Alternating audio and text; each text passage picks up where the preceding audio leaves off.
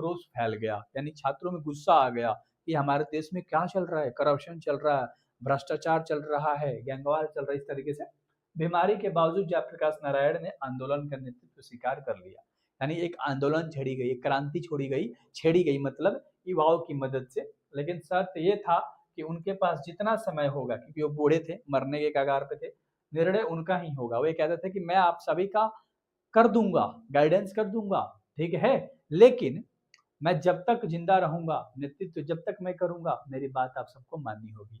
निर्णय उनका होगा, यह निर्णय संघर्ष समितियों तथा सभी को मानना होगा। तो सभी लोगों ने कहा। तो जयप्रकाश नारायण ने अपने आप को संभाला, छात्रों का नेतृत्व किया, उसके बाद संपूर्ण क्रांति छेड़ी गई, भाषण, उसके बाद सभी ने इस आंदोलन में भाग लिया एंड अच्छे तरीके से इस आंदोलन को किया गया।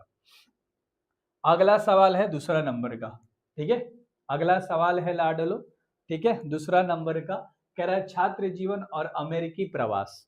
छात्र जीवन कैसा था जयप्रकाश नारायण का, और अमेरिकी प्रवास यानी अमेरिका में उन्होंने रहा, पढ़ाई करी, कहोगे ठीक है। तो जयप्रकाश नारायण का छात्र जीवन संघर्षपूर्ण रहा है।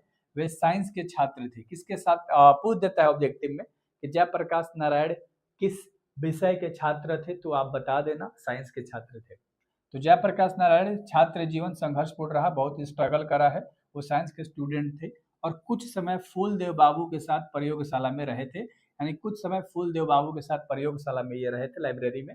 बिहार विद्यापीठ से उन्होंने आईएएस परीक्षा पास की थी, यानी बिहार विद्यापीठ से उन्होंने आईएएस करा था, ठीक है। अमेरिका में उन्होंने मजदूरी की थी, बगानों और कारखानों में इन्होंने काम किया था, छुट्टी में खाना जुटाने के लिए और कपड़े खरीदने के लिए काम किया था। मतलब जब स्कूल की छुट्टी हो गई कुछ दिनों के लिए तो कारखाने में चले गए और भी अलग अलग जगह उन्होंने काम किया ताकि मैं कपड़ा खरीद सकूं और खाना जुटा सकूं। रजाई पर वे, है ना, और एक अमेरिकी लड़का सोते थे, मतलब दो लोग एक ही रजाई पे, एक ही, है ना, चटाई पे सोते थे।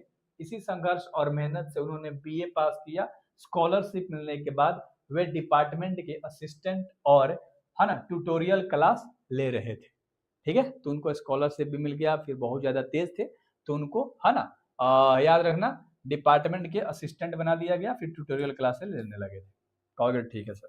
तो इस तरीके से इनका जीवन था, बहुत संघर्षपूर्ण जीवन था। छात्र जीवन में इन्होंने बहुत स्ट्रगल करा था, अमेरिका में जाके पढ़ाई करा था, ठीक है, क्योंकि इंडिया में तो भैया जातिवाद था और भी बहुत सारी चीजें थी, उतना एजुकेशन सिस्टम अच्छा नहीं था, तो अमेरिका लोग जाते थे पढ़ने के लिए। यहाँ से बहुत राइटर अमेरिका गए हैं, आपको पता है, आप पढ़ते हो हिंदी।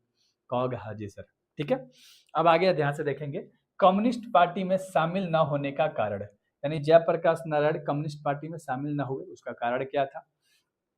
तो अमेरिका में वे घोर कम्युनिस्ट और मार्क्सवादी थे, क्योंकि वो अमेरिका में घोर कम्युनिस्ट थे और मार्क्सवादी थे। भारत लौटने पर भी उनके विचार वही रहे, लेकिन वे कांग्रेस में शामिल हुए थे। वे कम्युनिस्ट पार्टी में ना शामिल होकर कांग्रेस में शामिल हुए थे। वे कम्युनिस्ट पार्टी में इसलिए शामिल नहीं हुए क्योंकि वे लेनिन ने कहा था कि गुलाम देश को कम्युनिस्ट स्वतंत्रता संग्राम से अलग नहीं कर सकते। तो इस थॉट की वजह से, ठीक है बाबू, है ना। अगला है चौथा नंबर का सवाल है, कराए कि प्रसंग स्पष्ट करे। क्या कह रहा है, प्रसंग स्पष्ट करे। तो पहला सवाल है क नंबर, अगर कोई डेमोक्रेसी का दुश्मन है तो कौन है। कर जयप्रकाश नारायण ने कहा कि जनता के शांतिपूर्ण प्रदर्शन में बाधा डालने वाले, उन्हें पीटने वाले और गिरफ्तार करने वाले लोग लोकतंत्र के दुश्मन हैं। यानी जब ये क्रांति छिड़ रही थी तो उनको पीटा गया था, ठीक है, उन लोगों को मारा गया था, उस प्रदर्शन में जेल में भी डाला गया था। तो वही कहते हैं, जयप्रकाश नारायण ने कहा कि जनता के शांतिपूर्ण प्रदर्शन में बाधा डालने वाले, उन्हें पीटने वाले और गिरफ्तार करने वाले लोग लोकतंत्र के दुश्मन हैं। इसलिए वे चाहते थे कि छात्र और जनता इस प्रकार की लोकतांत्रिक भ्रष्टा को बदले, और इसलिए चाहते थे कि जनता ही क्या हो या छात्र क्या हो, मतलब राजनीति में आए, जो अच्छे लोग हैं, जो समझदार लोग हैं, और ये पूरे के पूरे सिस्टम को वे लोग बदले, ठीक है। तो इस तरीके से वो चाहते थे। ख नंबर का सवाल क्या है कि व्यक्ति से नहीं नीतियों से झगड़ा है। ये बात कौन कहता था, जयप्रकाश नारायण। तो मुझे व्यक्ति से झगड़ा नहीं करना, मुझे नियमों से झगड़ा करना है। जो नियम बना दिया गया है, जो कानून बना दिया गया है, जो लॉ बना दिया गया है, मुझे उससे झगड़ा करना है। तो व्यक्ति से नहीं नीतियों से झगड़ा है। जयप्रकाश नारायण कहते हैं कि उनका किसी व्यक्ति से झगड़ा नहीं है, उन्हें नीतियों से, सिद्धांतों से और कार्यों से झगड़ा है। जो नीति, जो सिद्धांत और जो कार्य गलत होगा वे उसके विरोध में रहेंगे या विरोध करेंगे। ठीक है, चलो जी, बहुत बढ़िया। अगला सवाल हम लोग करने वाले हैं